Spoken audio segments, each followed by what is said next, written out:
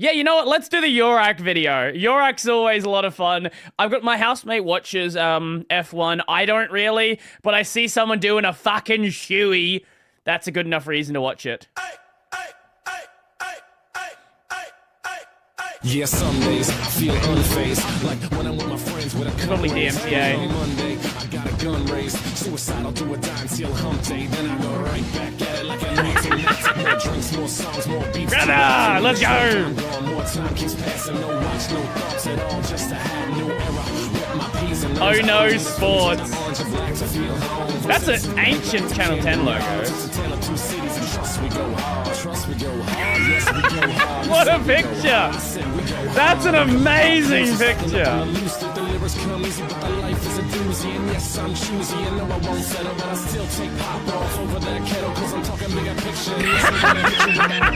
Oh! If you've ever been anywhere near a road in Australia, you'll quickly find out that 90% of drivers couldn't drive a greasy stick up a What was that road called?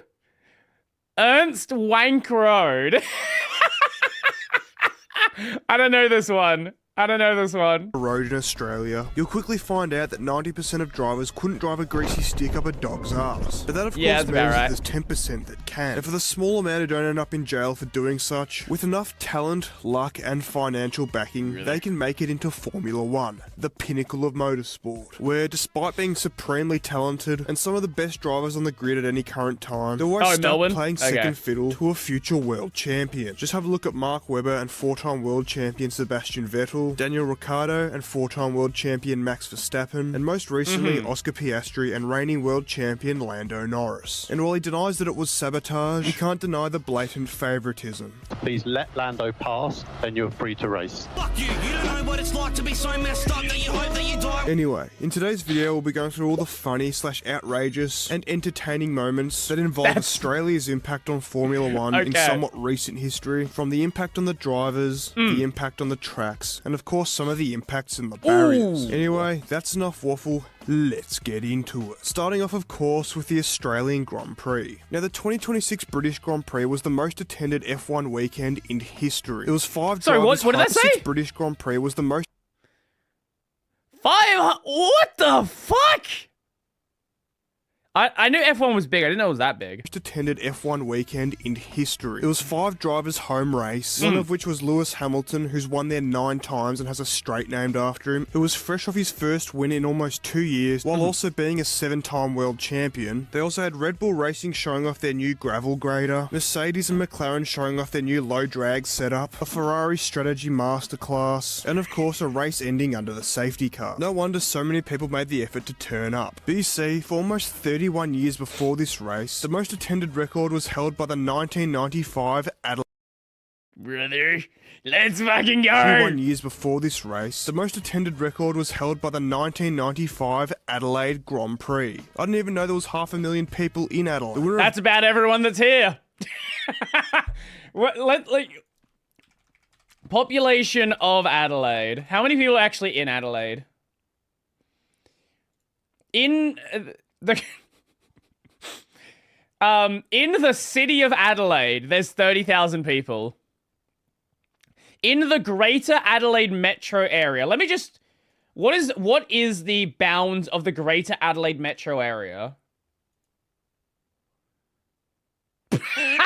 Okay, wait, I didn't realize there was that fucking much.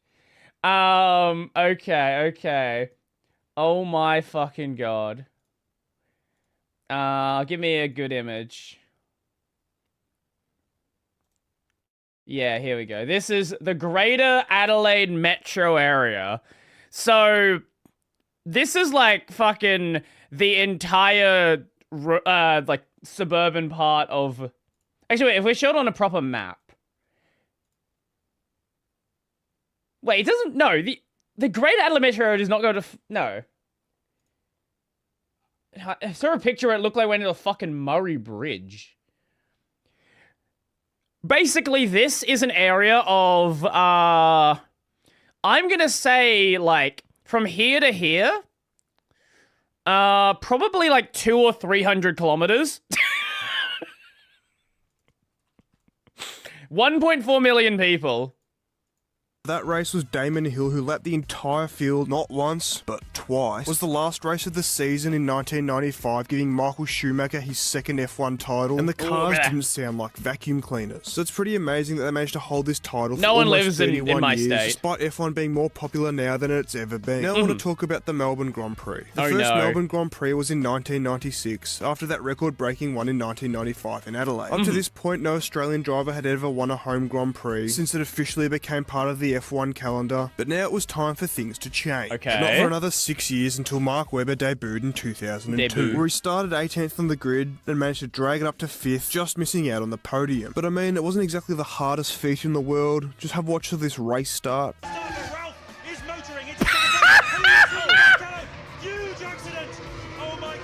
Oh my god, the race just started! Oh my god! What, they knocked out like 7 guys at the start of the race? Fucking shut the why is there a Foster's ad?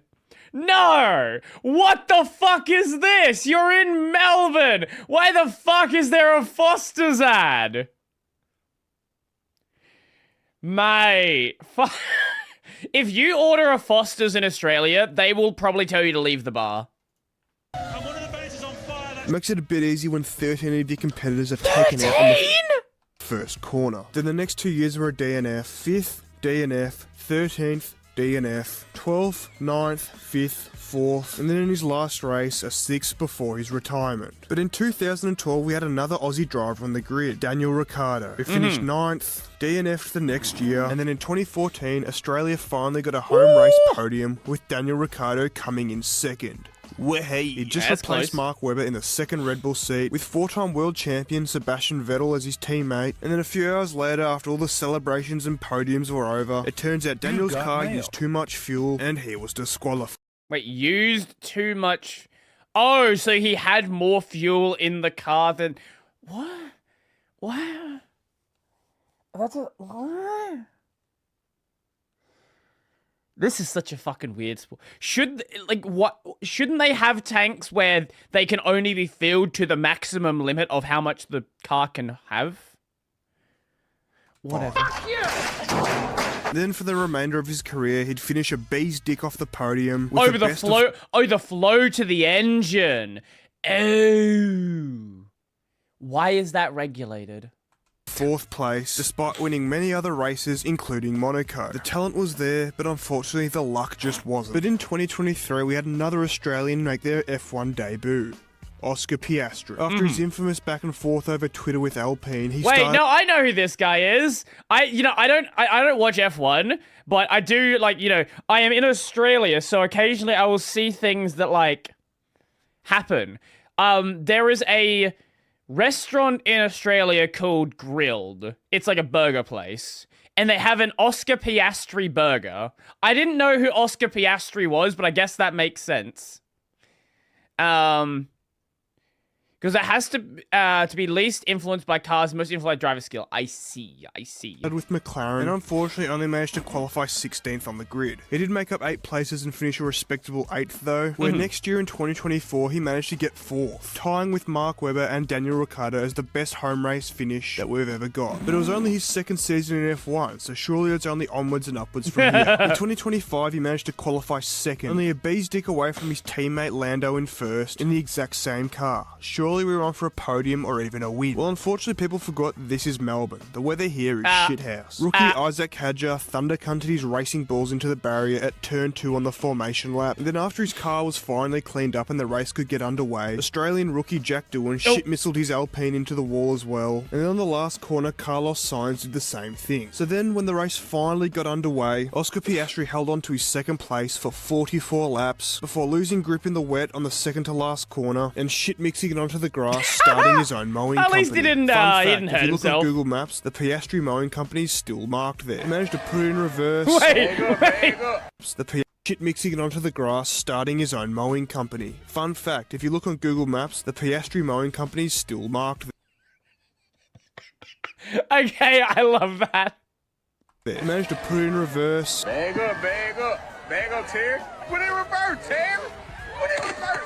Oh, Lord. recover from 13th to 9th place to Hey, finish the that's race. something. Now on to present day. The record's still 4th place at the Australian Grand Prix. We were so close to getting our first official podium. Piastri had just won 7 races the season prior in the McLaren rocket ship. It's the first race of the season. Let's see how it goes. The formation lap, the Bluetooth device disconnects, and he thundercunts it into the wall. Just like Kimi Telebantinelli did the day before, and Isaac Hadjar the year before. Ja, also um Gottes Willen.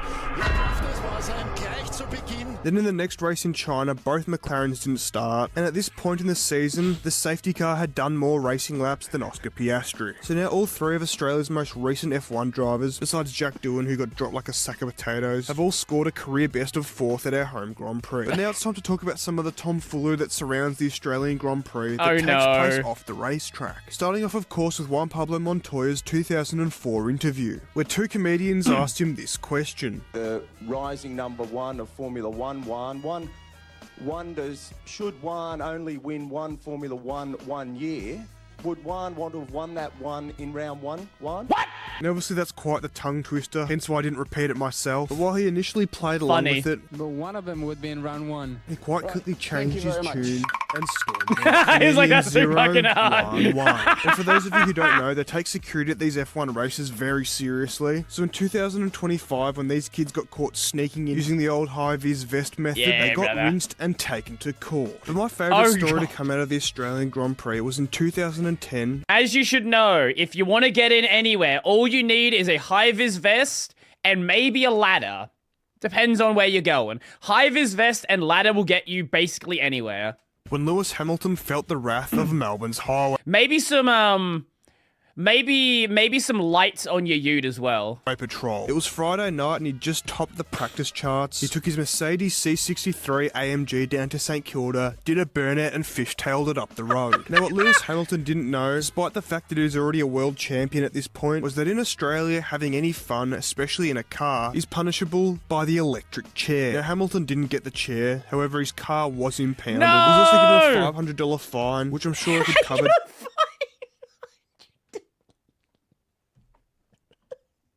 The fucking 100 millionaire got a $500 fine for doing a burnout in Melbourne. I'm sure that really concerned him. Am I watching Chainsmoker Cat? Yes, I am. Due to the fact that he's now worth $600 million. And he also apologised for his exuberant driving, calling it silly. But that $500 isn't the only amount of money that the government's been able to siphon out of the well-padded pockets of F1 drivers. Yeah, Yanni It's no Neko's great. secret that F1 drivers earn a lot of money. And majority of them, including our own Oscar Piastri, all live in Monaco to avoid paying large amount of taxes. What a lad. Why wouldn't you? As Kerry Packer famously once said, I am not evading tax in any way, shape or form. Now, of course I am minimising my tax, and if anybody in this country doesn't minimise their tax, they want their heads ripped. Because as a government, I can tell you're not spending it that well that we should be donating extra.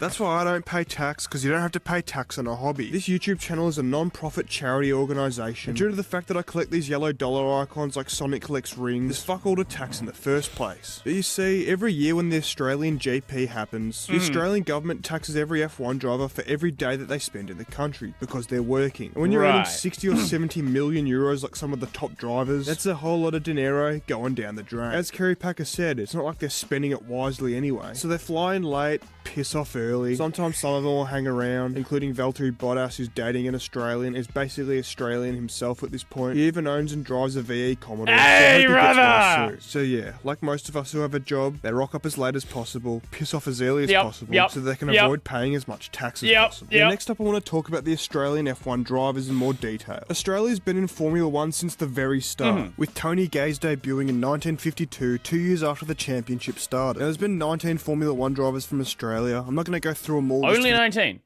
If there are tax heavens, there must be tax hells. Yeah, it's called California. the sake of time. Due to the fact that there's barely any media out there on the internet from the really early days, I'll mainly be focusing on Mark Webber onwards. However, our most successful Formula 1 driver ever was Jack Brabham. He won the Drivers' Championship 3 times, 1959, where he won by pushing his car over the finish line after his car ran out of fuel, 1960 and 1966. He also founded his own Formula 1 team and is the only man to ever win a race while driving his own car. He had 2 sons that also raced in Formula 1, David and Gary, however they were nowhere near as successful as him. And as of recording this video, the only other world champion that Australia has is Alan Jones, who won the championship in 1980. Those two are still the most successful drivers we've ever had, but I have a feeling that Oscar Piastri might join that list one day. Not with this car though. Maybe he's better off in one of these. So before we get into the drivers, I want to quickly touch on the most controversial man in Australian F1 history, Michael Massey. Michael Massey was the F1 race director from 2019 to the 12th of December 2021, when he committed the war crime against humanity known as Abu Dhabi 2021. Now for those of you who don't know, this was the last F1 round of the season, with Max Verstappen and Lewis Hamilton both completely tied on points. Whoever came first would win the title. Lewis would win number 8, beating Michael Schumacher's record, and Max Verstappen would win his first. Now it was lap 53 of 58, and 9-time world champion Lewis Hamilton, sorry, I meant 8-time world champion Lewis Hamilton, actually sorry, I meant 7th, was literally 5 laps away from finally winning that 8th championship that's evaded him twice before. It was in first place, 12 seconds ahead from his rival Max Verstappen. There was literally nothing Red Bull could do to win this race. When all of a sudden, on lap 53, one of the greatest drivers in modern F1 history made a rare mistake and thunder-cunted his car into the wall, bringing out the safety car. Now this completely closed the gap between the first two, and Max Verstappen went in to get new tyres, while Hamilton didn't to protect his track position. Now at this point in time, Lewis Hamilton's hard tyres were 38 laps old. For comparison, an AU Falcon on Linglongs would have more grip than those tyres at that point. But Max Verstappen pitted for brand new soft tyres. But that was all Linglongs. Hamilton's hard tyres were 38 laps old. For comparison, an AU Falcon on Linglongs would have Shut the fuck up. More grip than those tyres at that point. But Max Verstappen pitted for brand new soft tyres. But that was all well and good. Because the car took so long to get cleaned up, there wouldn't be enough time to get one more racing lap, because they'd have to let all the lap cars get in front of them before they could resume the race. Which in this situation would have the race end under the safety car. However, Michael Massey decided that he wasn't going to do that. He let only the 5 cars in between Hamilton and Verstappen go past. Hamilton got shit mixed, and Michael Massey fled to Pakistan, where he hid out for the next 10 years in a compound before SEAL Team 6 stormed in and shot him dead. Okay, maybe that was a little bit of an exaggeration, but safe to say he wasn't back there next year. Anyway, on to the drivers. Starting with Mark Webber, Australia's greatest pilot. See this photo here? This is Mark Webber in Le Mans in 1999, piloting the infamous Mercedes CLR as a part of the German manufacturer's new Space in 1999. I was paying attention to the, that's cool. I was paying attention to the Viper. Piloting the infamous Look at man, this fucking dude here is like, fuck, what do we do? Mercedes CLR as a part of the German manufacturer's new space program. Now this happened to Mark Webber twice, in practice and the warm-up for the race. And unfortunately there's no video of Mark Webber flipping the car, just these still photos. It was 1999, there was no iPhones back then. However, they did manage to get a video of his teammate, Peter Dombrek, absolutely fuck-knuckling it off the track. Wait! Did they just not have enough doubt? What? Well, the opposite of downforce is lift. So I did manage to get a video of his teammate, Peter. What? I want to know, like, mechanically, he's just going down the straight. Why is the car, like, it's not like he went over a bump or something. Peter Dombrek, absolutely fuck-knuckling it off the track and into the forest. Unsurprisingly, Mercedes pulled out of endurance racing after this incident, and 3 years later, Mark Webber started in F1. Now, as far as I'm aware, for the next 11 years, Mark Webber managed to keep the cars on the ground. It wasn't exactly his fault anyway, it was an aerodynamic problem, until the 2010 European Grand Prix, while trying to give a toe off Kovalainen down the straight. He got a little bit close for comfort, gave him a little prostate exam, before completing what would be his 3rd backflip in motorsport history. Now, before YouTube takes it down, he was fine. Here you can see him taking his steering wheel out. But this wouldn't be the last time he got airborne. At the 2012 Chinese Grand Prix, he ran wide and on the way back in, hit the curb at speed, bumping up his nose, and doing what I think is the only documented wheelie in Formula 1. It's good to see though that as the years went on, he managed to keep it on the ground a bit more often. So we've seen him take 4 wheels off the ground, we've seen him take 2 wheels off the ground, and if you follow that pattern now, it's time to only take 1 wheel off the ground. During the 2013 Nürburgring GP, after a dodgy pit stop, Mark Webber took off from the pits, race. However, his car was determined to send itself flying once more. Oh, no. This time, though, it was only one wheel, which promptly ejected. Oh, I feel so... Yeah, that's the other Was team. determined to send itself flying once more. This time, So they saw it though, coming. it was only one Like, they dodged it. wheel, which promptly And this guy... Oh. ejected itself. Absolutely shit me. Oh, no, it wasn't even these guys. It was this guy. He's probably not even one of the... He hasn't got a helmet Once on. more. This time, though, Is it this was like only one of their, wheel, like- which promptly ejected. Is that a journalist? I don't know if they're gonna have a journalist. It's definitely not like... It doesn't seem to be one of the guys who work on the cars. Itself absolutely shit mixing this poor Oh, maybe it's a... Is it like a commentator or something? bloke at the garage next to him. And that was the end of his piloting career. Or like one of the, what do you call them? Like the people who are like ensuring, there's no fuckery going on. He now manages Oscar Piastri, who also has a passion for aviation, posting this photo on September the 11th. Next up, we're going to talk about Daniel Aviation, posting this photo on September the 11th.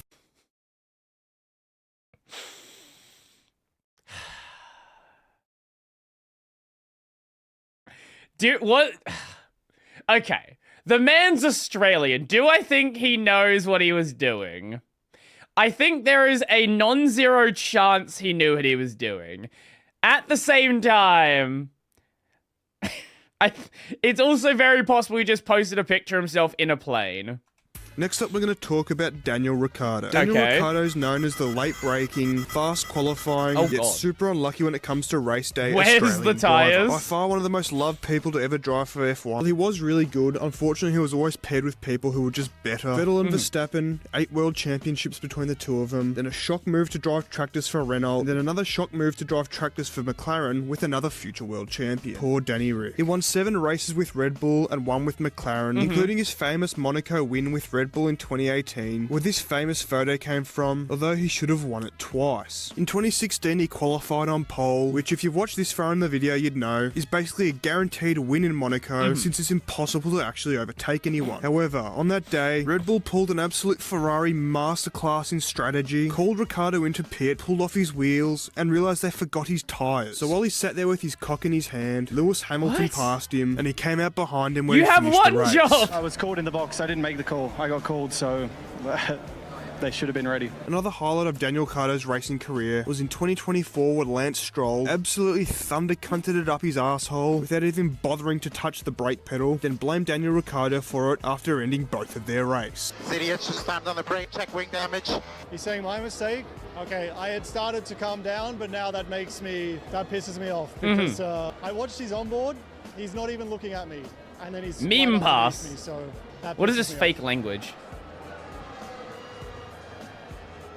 But the funniest part of Daniel Ricciardo's career has to be his time with Max Verstappen as his teammate. Now these days all the big world champions can't be bothered doing any media duties because they simply don't have to. They got the bargaining power. But back from 2015 to 2018 when he was partnered up with Max Verstappen, as Max once said, when I look back at it now, I'm like, Daniel, why would you allow all these things like back in the day? No, I mean, I was 18, 19, I was like, whatever. Yeah, I was like, whatever. If Daniel's okay with it, I'm okay with it. Which resulted in the future 4-time world champion and arguably the greatest driver of our generation doing stupid promotional shit like this.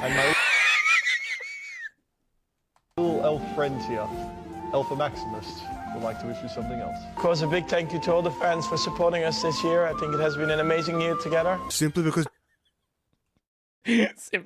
he fucking said so. Daniel thought it would be funny. It was pretty funny. Work, Daniel. These two had a great relationship, solidified by the fact that in Daniel's last Formula 1 race, he pitted for soft tyres on the last lap so he could clock the fastest lap, taking a point away from Lando Norris, further helping Max Verstappen in his charge for his 4th consecutive championship. What a guy. Your old pal Daniel picked up a fastest lap at the end as well, mate. Thank you, Daniel. Oscar Piastri. That was unexpected. Now I've got a lot to say about him at this point in the video because every dot point I had written up I've already covered. So far he's looking very promising. He's beaten Daniel Ricciardo and tied with Mark Webber for the Grand Prix wins. The only Australian drivers in front of him are 2 world champions, and he almost fucking had it last year. And as much as people and McLaren themselves say there's no favouritism, I mean, who would you choose? They're an English team that's been absolutely going through it for years now. They've got an English driver who's stuck with him through thick and thin. They finally managed to turn their tractor into a rocket ship, and the last Australian they had raced for him cheated on him and got back with his ex. It doesn't surprise me at all that they'd want Lando to win over Oscar last year, but Oscar's shown his worth, and once McLaren find the instruction book to that Mercedes engine they've got in their car, they've proved that they can do the aero and chassis right. They've got a driver that's proven over and over again that they can beat a world champion in the same machinery. We might finally get a third Australian world champion. Anyway, as far as I'm aware, this is the longest video I've ever made in this format. I thought I'd make a video about something that I'm genuinely interested in, which to be honest, I don't really do that much on this channel, but I'll be honest, it makes it a lot easier to sit down for hours on end editing when you're editing a video about something you're actually interested in. So thank you guys for sticking around. I'm not even going to tell you to like and subscribe on this one. Anyway, if you enjoyed this video, you'll probably enjoy one of these. As always, I love Yorax videos. They are just fucking... just fucking chaos, man. Go sub to Mr. Yorak Hunt. Very good channel. Makes funny Australian videos. I always enjoy checking them out.